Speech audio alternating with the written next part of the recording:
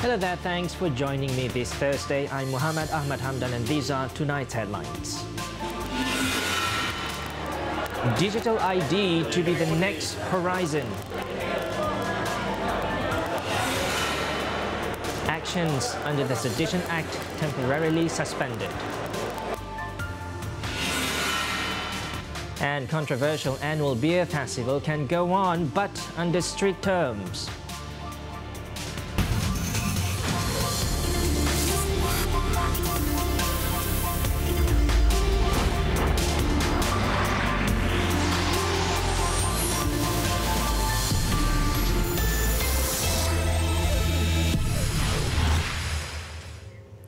Hello, you're watching 7 Edition. The Communications and Multimedia Ministry is looking to develop a national digital ID to provide a verifiable platform of trust. Its Minister Gobind Singh Deo said the new digital ID was not meant to replace the MyCard identification, nor it is mandatory for everyone. Speaking at the launch of the E-Commerce Entrepreneurship Summit at the Palace of Golden Horses in Sri Kembang and Selangor earlier today, the minister said the national digital ID would allow for the public to apply for certain memberships without having to produce a photocopy of an unverified MyCard. In comparison, this is what a national digital ID can offer. You could apply to be a member of that organization by registering your application using National Digital ID. This would be a trusted and verifiable platform, which will be beneficial to us all. The minister also pointed out that the government could deliver targeted subsidies efficiently via an e-wallet account registered using the National Digital ID. He added that the National Digital ID was an integral platform for the Digital Government Initiative and would be able to check fraud and facilitate transactions in e-commerce. This is the second time Malaysia is looking into creating such a platform. In 2011, the previous administration announced the One Malaysia email project that was to form the basis of a national digital ID as part of the economic transformation program. Meanwhile, the Communications and Multimedia Minister said the Cabinet has decided to temporarily suspend actions under the Sedition Act. As far as we are concerned, a decision has been made and it has to be communicated to the Attorney General, and of course it's for him to decide what to do next. Gobind Singh had tweeted recently that he would propose a moratorium on the Sedition Act when the Cabinet met yesterday. It was reported recently by a local news agency that the Attorney General was preparing the necessary legislation to repeal the contentious law. The report added that the Pakatan Harapan government was on track to repeal the Sedition Act and that it would be tabled at the next sitting of Parliament. Effective January 1st, 2019, Malaysia will enforce a smoking ban on restaurants, coffee shops and hawker stalls nationwide. Deputy Health Minister Lee Boon Chye said the ban will cover all air-conditioned and non-air-conditioned restaurants, coffee shops, open-air hawker centres and street stalls. At the Asian Institute of Medical Science and Technology in Kedah, Dr. Lee announced that those caught smoking at prohibited areas will be fined 10,000 ringgit and eateries found not enforcing the ban will be fined 2,500 ringgit. He said the gazettement was not only to encourage smokers to kick the habit, but also to protect non-smokers from second-hand smoke due to tobacco products. The Gopeng MP is also seeking his fellow MP's support to shut down the smoking room in Parliament by October. He added that the move shows Malaysia's commitment as a member state to the Framework Convention on Tobacco Control and adheres to the guidelines under Article 8 of the World Health Organization.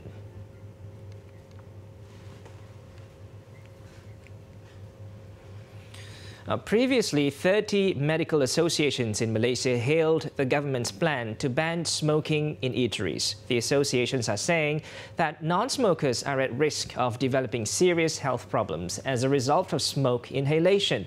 They stress that side effects could include severe and chronic asthma attacks, the increase in the prevalence of respiratory tract and ear infections, premature births and sudden deaths among babies and children. The ban would definitely benefit non-smokers, but how about on the business side, and how would this affect restaurant operators?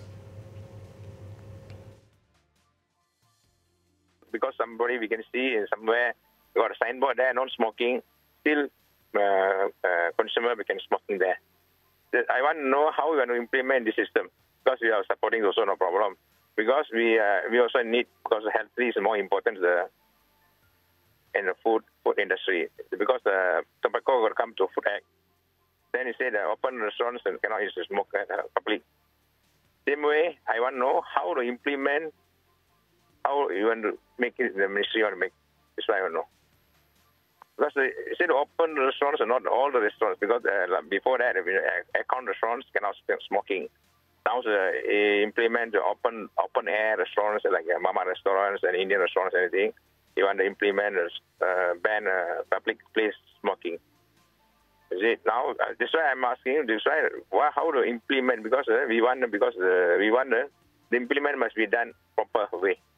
In the fine for implement, because the arahan from the government department come to go to every restaurant, put on the sticker there, and cannot smoking this area. Some place also we are seeing got some smoking non-smoking area. The people, the consumer can smoke, but we want to educate all the consumers first. Educate. We cannot implement it suddenly. We must put one side, like on restaurants can put one side smoking area, and one side this area cannot smoke. Then we can do something better for the consumer. We had this health ministry give one implement ban on public smoking area, because it is good, because the health we are supposed to be supporting. But we want the implement be done proper way. Moving on, Kuala Lumpur Mayor Datuk Nur Hisham Ahmad Dahlan today said restaurants can organise Oktoberfest events if they are held within their premises and they are licensed to sell alcoholic beverages. Meanwhile, the police have yet to receive any applications for an Oktoberfest event from the organisers of the beer festival. Inspector General of Police Tan Sri Muhammad Fuzi Harun, however, said the police will monitor the event, Oktoberfest 2018, which is expected to be held in 6 locations that have been identified. Kita tahu tentang perkara ini. Kita akan nilai lah, kita akan assess. Kalau perlu, kalau kita tak ada nampak, tak ada apa-apa, asalkan Oktoberfest ni diadakan secara tersusun, tidak mengganggu ketentaman awam, tidak menjejaskan keselamatan, mungkin kita akan luluskan. Tapi setakat ni tak ada permohonan resmi lagi. Oktoberfest had previously drawn criticism from various quarters. PAS, among others, had objected to the beer festival, which originates from Munich, Germany. Last year, the authorities cancelled the Better Beer Festival 2017, held in conjunction with Oktoberfest, citing security reasons.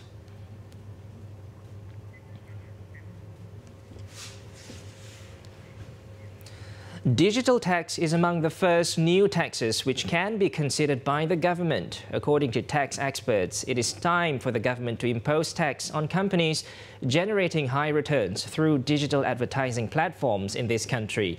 Also mentioned are inheritance tax, capital gains tax and soda tax.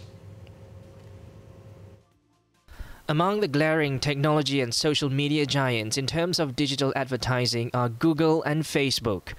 Mereka dapat keuntungan atau jual dari segi advertising revenue, dari segi lain-lain itu daripada warga negara Malaysia. Ya?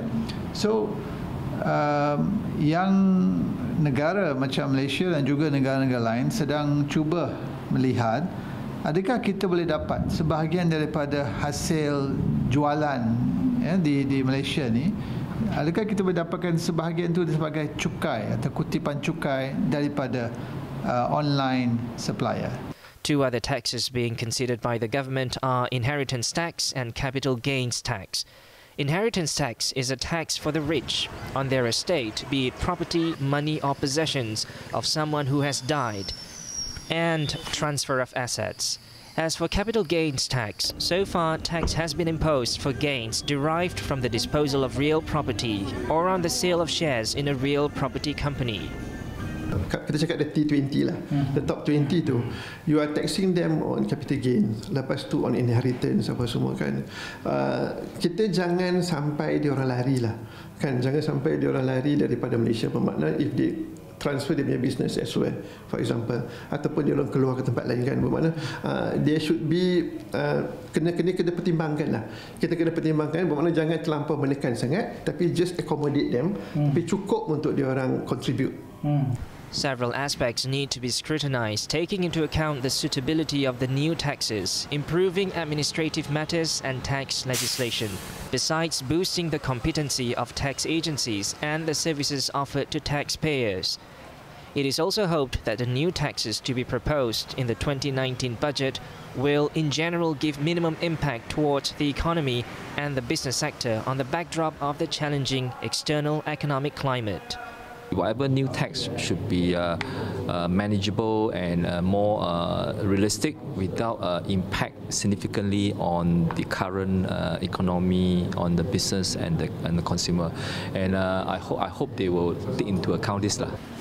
Among the other taxes which could be in the pipeline are soda tax and stamp tax for foreign investors.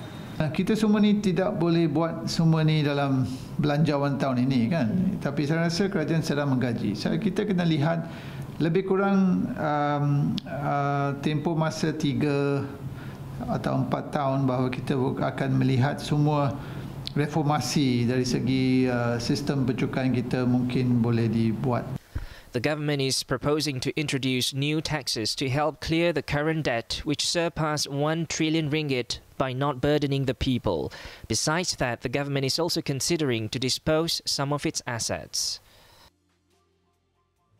UMNO President Datuk Seri Zahid Hamidi will continue to be questioned again tomorrow by the Malaysian Anti-Corruption Commission MACC after finishing 9 hours with the anti-graft agency today. This is the second time this week that the UMNO President was summoned by the Commission over the Yayasan Akal Budi case, a family-run foundation of which he is chairman.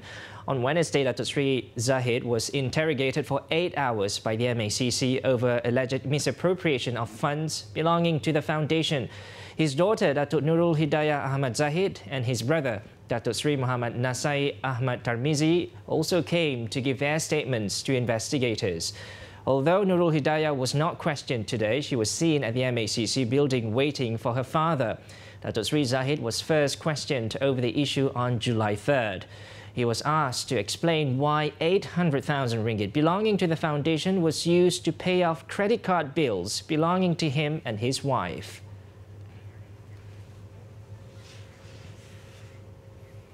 Prime Minister Tun Dr. Mahathir Mohamad arrived in Bali today to attend the inaugural ASEAN Leaders Gathering ALG, making a nostalgic return to an ASEAN meeting at the island resort after 15 years. It was at the ASEAN Summit in Bali in 2003 that he bid farewell to the 10-member grouping when he stepped down as the 4th Prime Minister.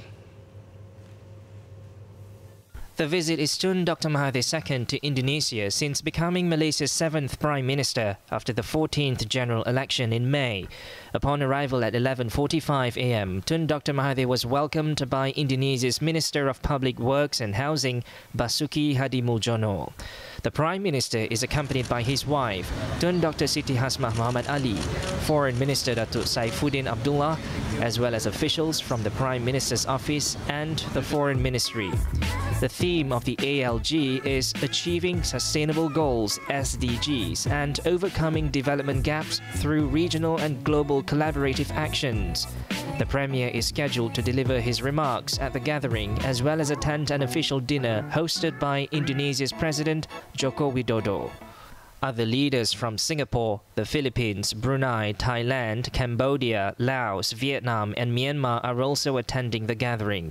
Tun Dr. Mahathir is also expected to hold bilateral discussions with his ASEAN counterparts on the sidelines of the gathering.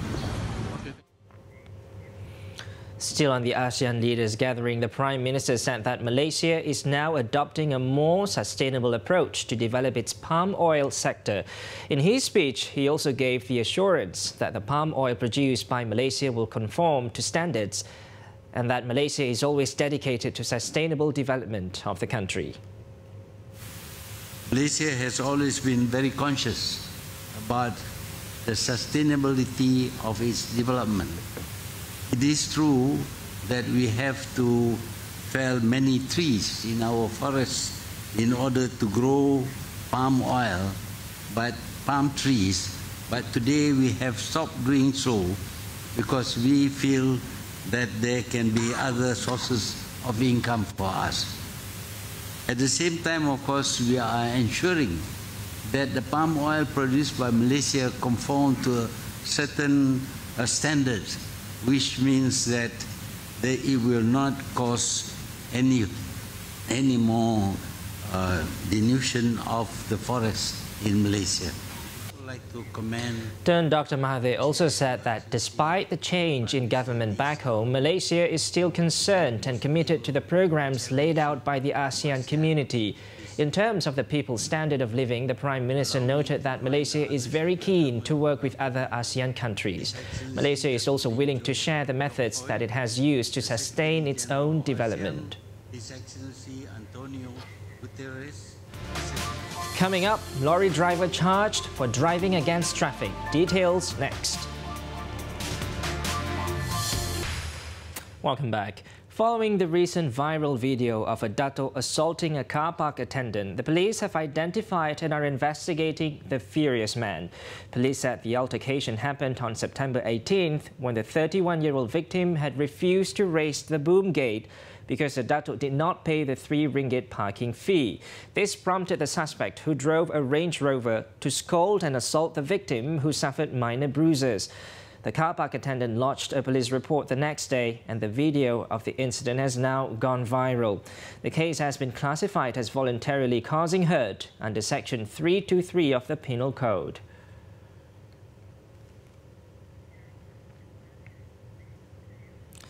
Immigration Department law enforcement officers have raided 2 entertainment premises in the Klang Valley which have been found to employ foreigners as guest relations officer or GRO. 18 women from Indonesia and Thailand were detained for immigration offences.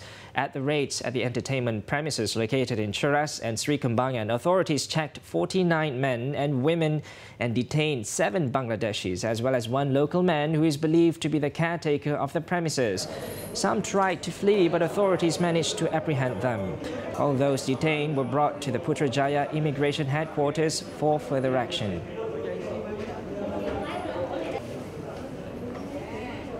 A lorry driver who was caught driving against traffic flow on the North-South Expressway near Sungai Buaya Toll Plaza in Hulu Selangor last Sunday was charged with reckless driving. 37-year-old G. Alagenren, however, pleaded not guilty to the charge, which was read out before Sessions Court Judge Azmil Mustafa, who is sitting as a magistrate. Alagenren, who already has 64 unpaid summonses and 36 arrest warrants against him, was charged with driving a lorry in a dangerous manner, which resulted in an accident on October 7th. He faces an imprisonment for up to 5 years and a maximum fine of 15,000 ringgit if found guilty under the Road Transport Act. The Kuala Kubo Baru Magistrates Court set bail at 9,000 ringgit and fixed November 15th for mention. It was also reported that the accused, who was caught on video driving a lorry against traffic, does not have a driving license. Labuan MP Dato' Rosman Isli has quit UMNO to join Parti Warisan Sabah Warisan. He said the decision was to ensure that Labuan continues to develop in various aspects, especially in its economy. Keputusan untuk saya berpindah parti ke Parti Warisan Sabah, parti yang berpusat di Sabah ini adalah satu keputusan yang perlu dibuat sebab perubahan besar dalam landscape politik negara sekarang ini sebenarnya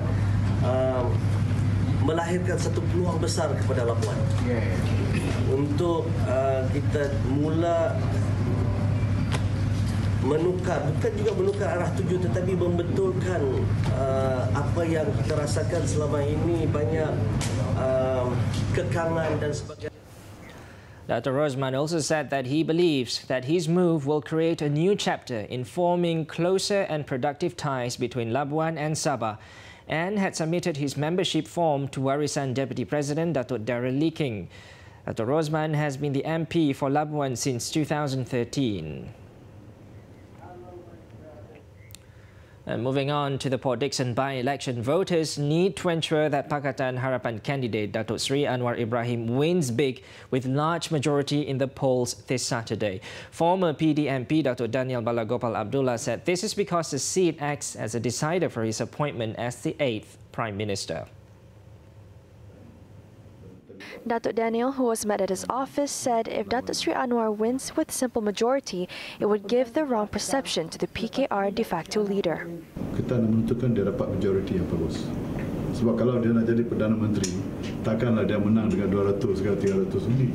Ya, itu tidak akan menunjuk memberi satu gambaran yang elok. So, saya sangka mungkin dia dapat lebih banyak sebab Barisan Nasional tidak bertanding. Undi-undi yang telah diambil oleh Barisan Nasional sekarang akan di-share, rebut oleh semua yang bertanding.